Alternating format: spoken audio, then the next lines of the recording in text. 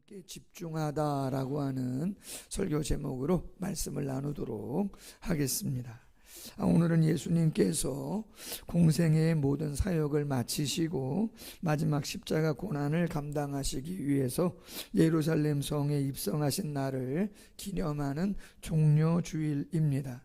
이제 마지막 고난의 한 주간을 보내시고 십자가와 부활을 통해 온전한 인류의 구원을 이루시는데 우리 또한 그날을 묵상하면서 거룩하고 영적인 시간으로 한 주간을 감당하기를 소원합니다. 올해는 특별히 월드비전에서 준비한 고난주간 챌린지 묵상집을 발간했습니다. 거룩한 멈춤이라고 하는 주제로 오늘부터 또 내일부터 시작되는 고난주간 한 주간 특세에 그 말씀들을 나누게 되어지는데, 말씀을 준비하면서 월드비전에서 준비한 책자의 내용을 읽고 묵상하면서 이런 생각을 했습니다. 가끔이요, 명곡을 리메이크하면서 선배 가수의 곡을 후배 가수가 부를 때가 있습니다. 혹은 어떤 음악방송에서 선배들의 곡을 편곡해서 부를 때 그 원곡을 부른 가수가 앞에 있으면 이런 이야기 하죠. 될 수 있으면 원곡의 느낌을 그대로 살려서 누가 되지 않도록 잘 한번 좀 부르겠다, 그런 이야기를 합니다. 왜냐하면 원곡이 너무나 명곡이고 유명하고 원곡 가수가 너무나 잘 표현을 했기 때문에 후배 가수로서 그것을 부르는 게 쉽지 않다, 그 말이죠. 제가 이 거룩한 멈춤이라고 하는 이 묵상집, 백석대 신대원 명예교수인 류효준 박사님이 원고를 썼다고 하는데, 미리 읽어보신 분은 알겠지만 정말 글이 탁월합니다. 목사잖아요. 설교집도 많이 보고 글을 읽는데 참 깊이도 있고 은혜스러워요. 그래서 될 수 있으면 제가 오늘 설교도 그렇고 한 주간 특세도 그렇고 원고의 내용을 그대로 살려서 나누고 싶은 마음이 참 많이 있습니다. 은혜의 한 주간 되기를 소원합니다. 여러분, 우리는 절기 그러면 무엇을 더 해야 하는 시간으로 생각을 한다는 것이죠. 고난주간 매 주일 하지 않던 성찬 예식도 행하고 특세도 한 주간 행하고 기관과 부서에서 예배를 인도하고 특성도 준비하고 간식도 준비하고 중창팀 칸타타도 또 준비하고 다음 주에는 계란전도도 매주 하는 거 아닌데 말이에요. 그죠? 안 하던 뭔가를 더 하는 날이 꼭 절기 같은 생각을 한다는 것이죠. 그러나 고난주간 절기는 무엇을 더 많이 하는 것이 아니라 무엇을 멈추어야 하는지를 배우는 시간이다라고 하는 것이에요. 절기는 본질적으로 분주함을 요구하는 시간이 아니라는 것입니다. 절기는 조용히 우리에게 이런 요청을 한다는 것이죠. 잠시 멈춰라. 그리고 그 멈춤 속에서 하나님께 다시 집중하라, 그렇게 이야기한다는 거죠. 오늘 시편 46편의 저자가 말합니다. 10절에 너희는 가만히 있어라. 뭐 하라고요? 가만히 있어라. 쉬어라, 그런 뜻 같죠. 쉬세요. 위로 말씀 같지만 여기서 가만히 있다라고 하는 것은 깊은 도전이다라고 하는 거예요. 여러분, 멈추는 게 쉬운 것 같지만 쉬워요? 아니에요. 우리는 멈추는 순간 불안합니다. 아무것도 하지 않는 시간 낭비처럼 생각할 수 있습니다.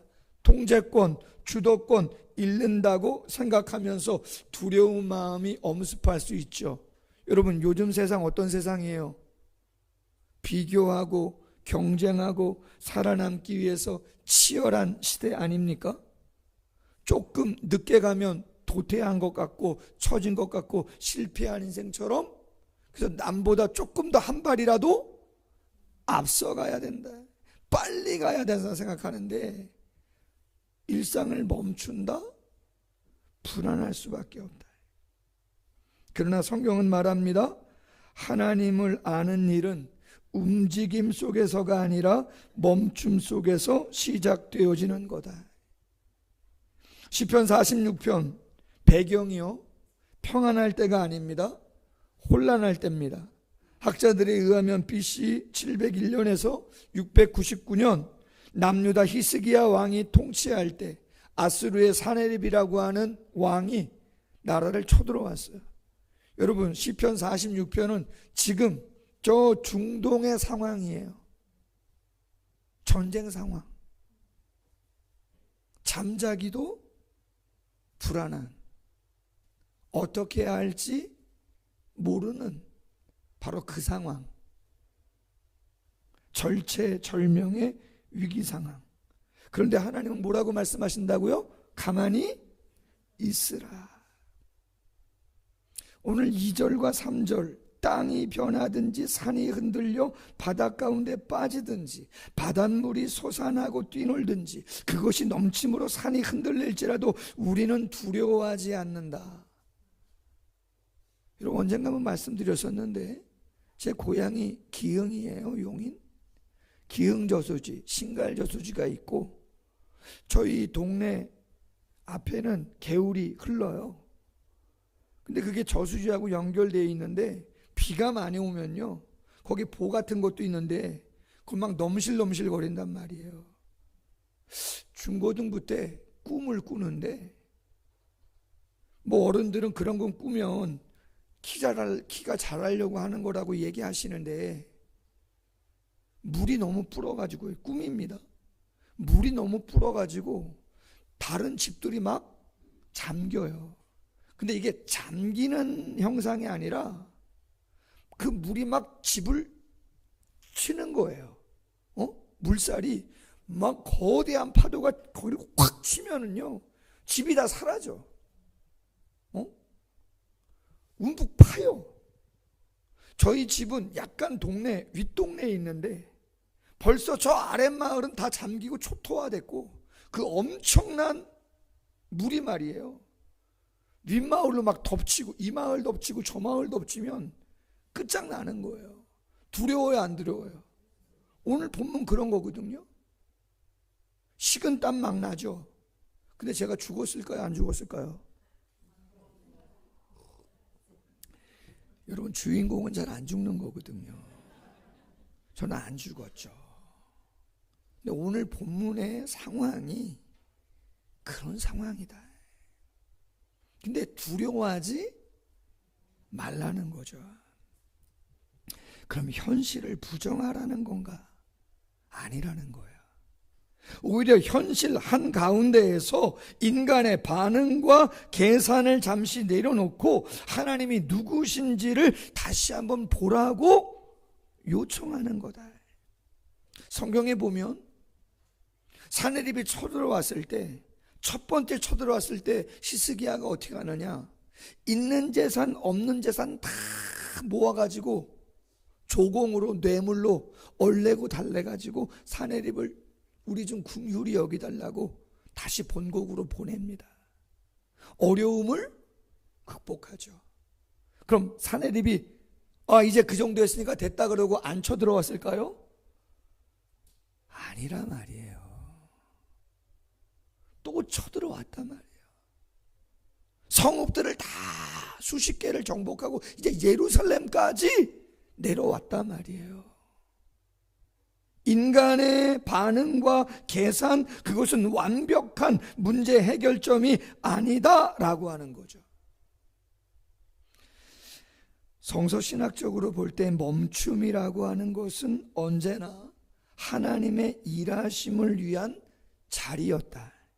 우리가 멈추면 그 멈춤의 시간, 그 공간과 시간 속에 누가 찾아와서 일하신다고요? 하나님이 찾아오셔서 일을 하시는 시간이 되어진다라고 하는 거예요. 여러분, 출애굽 이후 광야에서 출애굽을 했으면, 홍해를 건넜으면 지중해 연안을 따라 가나안 땅으로 빨리 올라가야 되는데, 성경에 보면 홍해를 건너고 나서 시나이 반도 왼쪽 해안선을 따라 쭉 내려와 점점 가나안 땅하고 멀어져요. 그리고 시나이 반도 제일 끝 시내산에 딱 머무르고 나서 거기서 진을 칩니다. 뭐 하죠? 십계명, 모세야 올라와라, 율법, 성막 제조, 설계도, 부사렐과 오홀리압을 통해서 지혜로운 많은 사람을 통해서 제사를 드리고 하나님을 만날 수 있는 성막을 만들고, 그렇잖아요. 제사법, 정결법, 절기 다 이야기합니다. 멈춤은 의미 없는 시간이 아니라 정말 중요한 것이 무엇인가를 하나님이 이야기하고 계시는 그런 시간이다라고 하는 거죠. 예수님이 십자가를 앞에 두고 다른 모든 걸 멈추시고 겟세마네 동산에 가세요. 회피, 도피입니까? 아닌 거죠. 하나님에 대한 집중인 것이죠. 왜? 그 시간이 하나님이 가장 간절하고 온전하게 인류를 향해서 일해야 하는 시간이기 때문에 그런 것이죠. 여러분, 고난주간은 달려가는 시간이라기보다는 영적으로 멈추는 시간이에요. 십자가는 급히 이해할 수 있는 시간이 아니고 그 앞에서는 말을 줄여야 하고 설명보다는 침묵이 필요하고 멈추군 십자가 앞에 설 수 있는 영적인 자세를 새롭게 하는 시간이 되어야 한다라고 하는 것이죠. 여러분, 멈춤의 목적은 쉼 자체가 아니라 다시 하나님께 뭐 하는 거예요? 집중하는 시간이다. 그럼 여러분, 우리가 왜 잘 멈추지를 못하죠? 이유는 대부분이 하나님이 아니라 우리 자신에게 집중하고 있기 때문에 그런 거예요. 나의 계획, 나의 염려, 내 책임이 중심에 설 때에 멈춤은 위협이 될 수밖에 없는 것이죠. 모세가 왜 실패했어요? 비전의 주체가 하나님이신데 자기라고 생각하고 자기가 앞서잖아요. 야곱이나 사울이나 삼손이 왜 실수하고 넘어지는가? 뼈아픈 후회의 시간들을 갖는가? 멈춰야 할 시간에 멈추지를 못하죠. 하나님께 집중해야 할 시간에 하나님께 집중하지 못한다는 거예요. 우리의 삶에 하나님이 중심이 될 때 그 멈춤은 신뢰의 표현이 되어지고 신앙의 고백이 되어지는 것이죠. 여러분, 역대상 20장에 보면 모압과 암몬 그리고 마온 사람들이 연합해서 여호사밧이 왕일 때 쳐들어옵니다. 연합군이. 여러분, 전쟁은 앞으로도 있을까요? 없을까요? 없어야 되는데, 제가 새벽에 말씀드렸지만 한 통계에 의하면 지난 300년 동안 유럽에서 몇 번의 전쟁이 있었을 것 같아요? 지난 300년 동안 크고 작은 전쟁이 300번 정도 있었다 그래요. 놀랍죠? 지난 300여 년 동안 유럽에서만 300번 정도의 전쟁이 있었다는 거예요. 죽이고 살리는, 피 흘리는. 50대 중반입니다.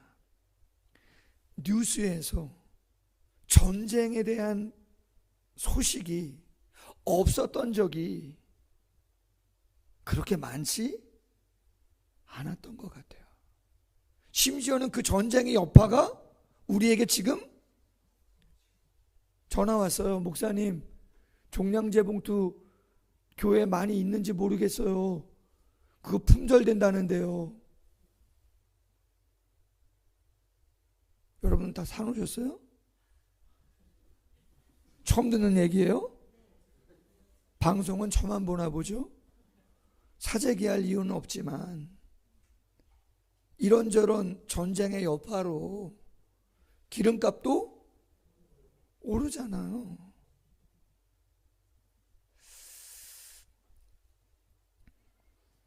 여호사밧이 어떻게 했는가?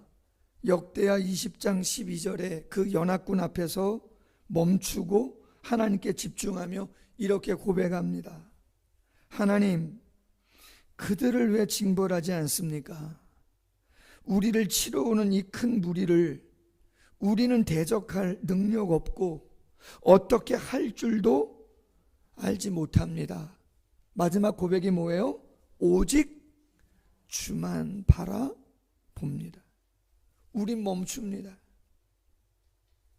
하나님께 집중합니다. 하나님 도와주옵소서. 여러분, 하나님의 일하시는 방식은 우리의 속도와 같아요, 달라요? 달라요. 우리가 원하는 건 즉각적인 변화, 명확한 답을 원해요. 근데 하나님은 종종 침묵 속에서, 아주 느린 과정 속에서 일을 하신단 말이에요. 하나님의 템포와 우리의 템포가 딱딱 맞으면 뭐가 걱정이에요? 하나님, 우리가 기도하면 명확한 답을 딱, 야, 이 병원 가라. 아예 병원 가지도 마라. 하루 지나면 낫는다. 게임 끝. 이 남자 만나라. 저 남자 만나라. 이 학교 가라. 아멘. 요새 성도님들이 오시는데, 야, 저 성도님은 등록하면 안 된다. 저 성도 등록 꼭 하게 해라. 나중에 속색인다. 저 목사님은 아니다. 딴 교회 가라. 할렐루야. 여러분, 속 편하죠, 신앙생활. 그렇지 않아요? 아닌가요? 그렇게 하면 속 편할 것 같은데, 한편으로는 하나님의 일하심의 시간이 우리의 시간과 너무 갭이 많이 나요. 그럼 그 하나님의 시간을 기다리는 시간은 하나님의 훈련에 맞추는 시간, 훈련 시간이에요. 무슨 훈련이요? 하나님의 때를 기다리는 훈련이고, 낮아져야 되는 시간이고 훈련이고, 내 이름을 드러내지 않으려고 해야 되는 시간 되는 것이죠. 여러분, 하나님은 이런 말씀을 합니다.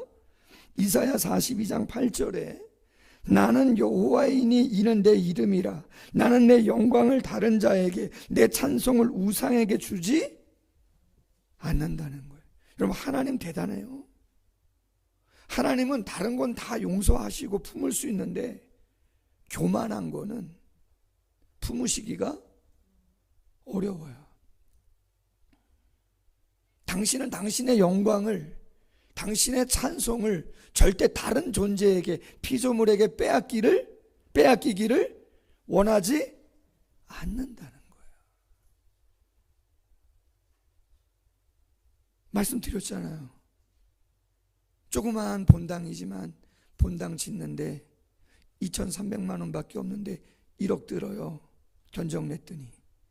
근데 조그마한 사택하고 같이 물려있는 교육관 거기서 드리는 것보다 조그마한 교회라도 독립적인 공간을 만들고 싶은 마음이 막 일어나는 거죠.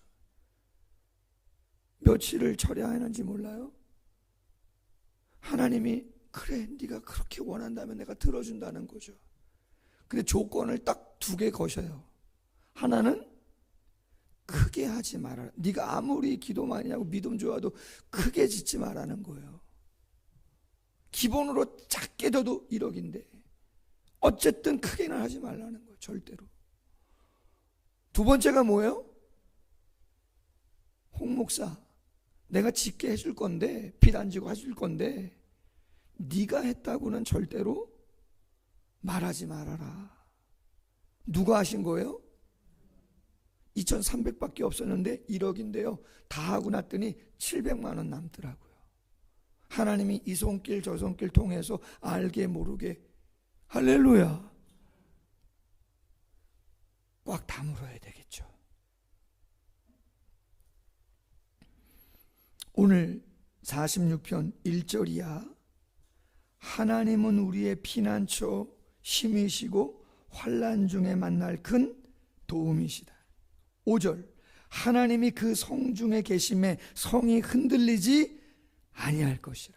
새벽에 하나님이 도우실 거다. 10절, 너희는 가만히 있어 내가 하나님 됨을 알지어다. 만군의 여호와께서 우리와 함께 하시니 야곱의 하나님은 우리의 피난처시로다. 이사야 37장 36절에 보면 이 전쟁에 사네립이 2차 공격해서 성읍이 막 무너지고 예루살렘 성 딱 하나 남았는데 결론이 어떻게 났느냐? 여호와의 사자를 하나님이 보내셔가지고 18만 5천 명이 다 송장이 되도록 하나님이 그렇게 만드셨다고 기록되어 있어요. 우리가 하는 것이 필요할 때 있겠지만 하나님이 역사하시는 게 가장 완전하고 온전한 줄로 믿습니다. 마지막 이야기 하나 하고 마칠게요. 그 묵상 챌린지 묵상집 뒤에 보면 짤막한 이야기가 하나 나오는데, 엘리야가 하나님을 대면한 장소는 바알과 아세라 선지 850명을 극적으로 물리친 갈멜산 정상이 아니었다는 거예요. 그럼 하나님을 엘리야가 만난 장소는 어디냐? 오히려 이세벨 여왕의 협박을 피해 도망친 부엘세바 광야의 한 동굴 속에서 엘리야는 더 깊이 하나님을 대면했다라고 하는 거예요. 바람도 지나가고 지진도 지나가고 불도 지나가고 하나님이 무엇으로? 세미한 음성으로 말씀드렸죠? 아람의 왕 하사엘을 기름 붓고 예후를 기름 붓고 엘리사를 기름 부어라. 아람의 왕을 통해 아합을 치고 혹 감당 못하면 이스라엘의 왕 예후를 세워서 아합 가문을 칠 것이고, 그도 감당하지 못하면 너를 이은 엘리사를 통해서 아합을 끝장내겠다. 그리고 바알에게 무릎 꿇지 않은 7,000명을 너와 함께해서 완전한 회복을 허락하겠다. 할렐루야. 엘리야가 애를 썼지만 어려울 수 있어요. 모든 걸 멈추시고, 그건 쉬고 아무것도 안 한다는 게 아니라 멈춤은 누구에게 집중하는 거라고요? 하나님께 집중하는 거다. 한 주간 어디에서 생활하시든 교회 오시면 더 좋겠지만 각 가정이나 직장에서 아니면 먼 곳에서라도 묵상 큐티집을 통해서 짧은 시간만이라도 멈추고 하나님께 집중해서 하나님의 마음이 무엇인지 다시 한번 우리 모두의 마음에 깊이 새길 수 있는 한 주간 되시기를 주님의 이름으로 소원합니다. 예, 오늘 종료주일 성찬 예식이 있습니다. 오늘 말씀을 묵상하시면서